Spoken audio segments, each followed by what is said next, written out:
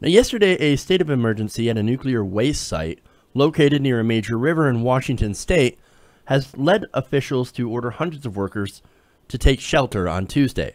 Now, this was a collapse at the Hanford Nuclear Reservation. Now, this was located about 170 miles southeast of Seattle, had collapsed on rail cars filled with nuclear waste. So this was a waste storage site, okay? And there was a collapse. Now, the Department of Energy had issued a statement afterwards saying that all personnel had been accounted for, and that there had been no evidence of a radiological release. What they were worried about is when this tunnel collapsed, that there was nuclear radiation was going to affect some of the workers who were there, and also affect the surrounding environment. Thankfully, that does not seem to be the case, at least if you, believe the Energy Department.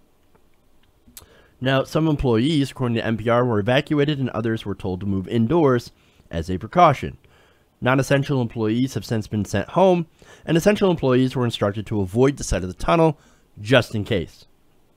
Now, here's where we go to some of the reasons why the tunnel might have collapsed. Now, it turns out, according to the International Business Times, there have been years of allegations of ignored safety concerns, whistleblower retaliation, and obstruction of government investigation that have been reported. Now, let me give you some examples of this. Now, at around this time of last year, Senator Ron Wyden of Oregon renewed his warnings about what he said was Hanford's legacy of failed performance and retaliation against whistleblowers and workers who dared to raise safety concerns. Now, the government has done some reports on some of these alleged problems at this Hanford site. Now, what problems? Well, in 2014, then Energy Secretary Ernest Moniz requested the department's Inspector General investigate the firing of Donna Bush. Now, Donna Bush was the site's manager of environmental and nuclear safety.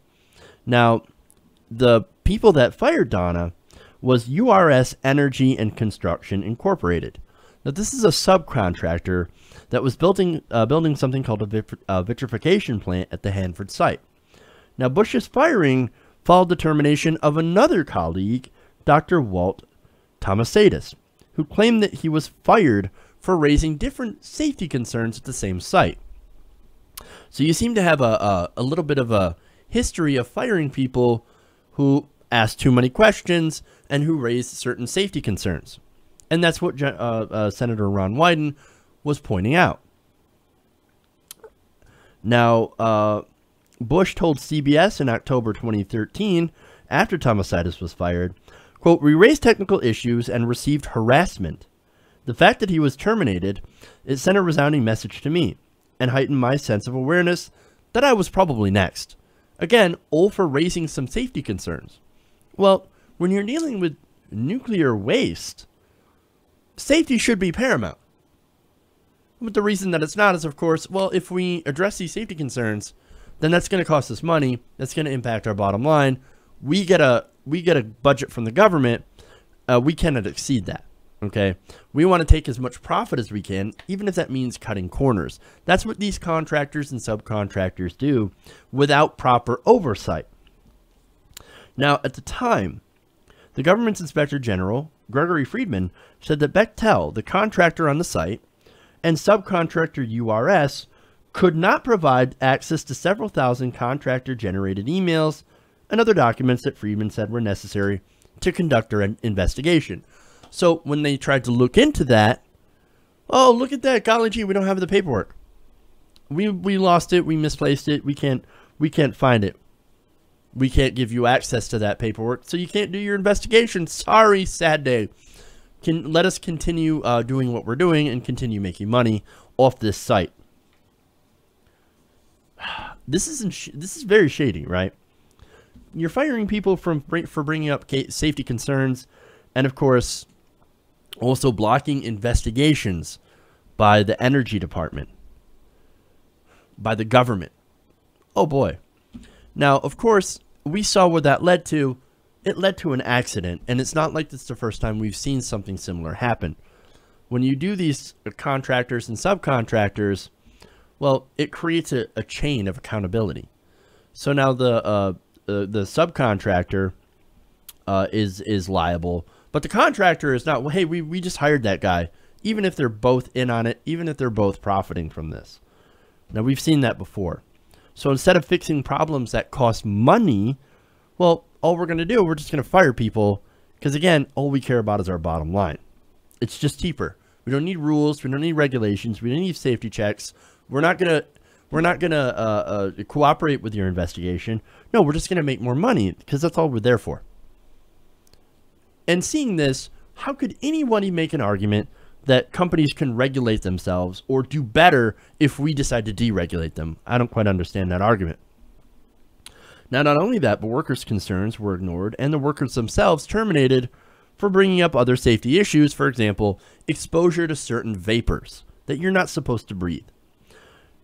The International Business Times continues. Washington's congressional delegation had urged the new Trump administration to make cleaning up the site a high priority. And the state's 2 U.S. senators asked the agency to expand its investigation into certain chemical vapors at the site. Quote, we have heard concerns from Hanford workers and labor unions about inadequately addressing workers' compensation claims following vapor exposures, according to Senator Maria Cantwell and Senator Patty Murray. Now, they wrote in a March letter, multiple accounts of workers' compensation claims being dismissed on arbitrary grounds, tactics bordering on intimidations, and action taken to discredit claims have been shared with us. So these are the workers saying they're coming after us. They're threatening to fire us. They're taking away our ability to get workers' comp, even if we've breathed in these vapors that shouldn't have been there in the first place. If we bring this up, we get threatened, we get fired. Look, that is not, you're not setting a good precedent here. And you're certainly not looking out for the workers, the people who are doing the work on the ground. All they're looking out for is their own bottom line because they don't want to fix these issues. Now, do you think the Energy Department now, under Rick Perry, is going to look into that? Is going to continue these investigations? Is going to punish Hanford Energy? No. I don't think so. I don't have any faith in the guy who until recently had no idea what the department actually did. I don't have faith in him to actually go and investigate the contractors and subcontractors who messed this up, whose actions may have caused this tunnel collapse in the first place. And maybe this is a blessing in disguise. Maybe now, since there is a tunnel collapse, they'll take these things a little bit more seriously because, again, thankfully nobody was hurt. But look, what you need to do to prevent this kind of thing is more oversight and less contracting, less subcontracting, and more oversight, more regulation, more rules. Again, all it is that you need rules and you need to make sure that these companies are following these rules and that you make sure that if something goes wrong, people are held liable. Companies are held liable for cutting corners. Right now, we're heading in the opposite direction. The government right now was more interested in deregulation, less rules, less oversight, and more companies doing their own thing. So wouldn't be a surprise to see more accidents like this happen in the future. And that's the problem with, of course, neoliberalism. This privatization and deregulation is not such a good thing in these circumstances. And not only that, but look, we need to stop ignoring unions and union officials and workers when they actually say, hey, there's a safety concern here.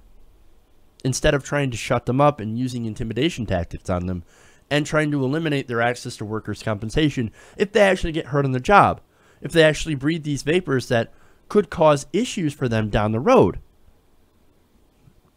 I mean, the dysfunction here is incredible. And luckily, nobody was hurt in this specific instance, but that won't always hold true. What if it's the next time? We need this better oversight. We need to prevent these kind of accidents because, look, this may sound radical, but it's actually cheaper to fix problems before they become big problems than to let them become big problems and do these giant tunnel collapses. Apparently, companies haven't seemed to learn, right? I mean, we had Freedom Industries having their own issues causing giant spills into waterways.